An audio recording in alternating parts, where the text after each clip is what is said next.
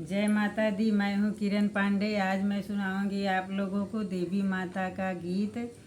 और आप लोग लाइक करो, सब्सक्राइब करो और शेयर करो और कमेंट में बताना कि मैं कैसा गा रही हूँ। राधे राधे। धोबई मैया के चरनिया कुछु मंगनवा मंगबैना। पूजबई मैया के चरनिया कुछु मंगनवा मंगबैना। न मंगबै सोना चानी, न मंगबै गहनवा, है मंगनवा मंगबैना।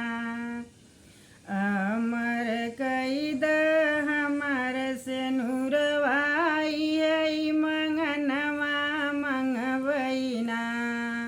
धोबै मैया के चरनिया कुछु मंगनवा मंगबैना। पूजबै मैया के चरनिया कुछु मंगनवा मंगबैना। न मंगबै सोना चानी, न मंगबै गहनवा, है मंगनवा मंगबैना। अमर कैद माथे कटी कुलिया, है मंगनवा मंगबैना।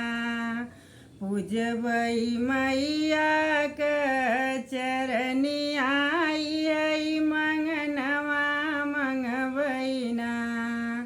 पूजबै मैया के चरनिया कुछु मंगनवा मंगबैना।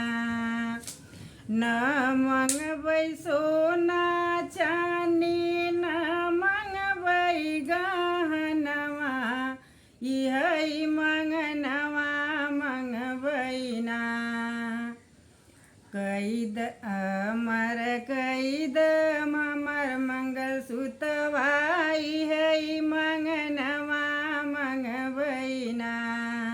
अमर कैद हमर मंगलसूत्रवा, है मंगनवा मंगबैना। पूजबै मैया के चरनिया कुछु मंगनवा मंगबैना। पूजबै मैया के चरनिया कुछु मंगनवा मंगबैना। न मंगबै सोना चानी, न मंगबै गहनवा, है मंगनवा मंगबैना। अमर कैद सिर के चुनरिया, है मंगनवा मंगबैना। पूजबै मैया के चरनिया, है मंगनवा मंगबैना।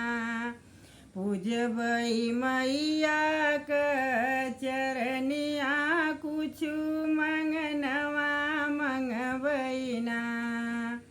न मंगबै सोना चानी, न मंगबै गहनवा, है मंगनवा मंगबैना। अमर कैद गोदी के ललनवा, है मंगनवा मंगबैना।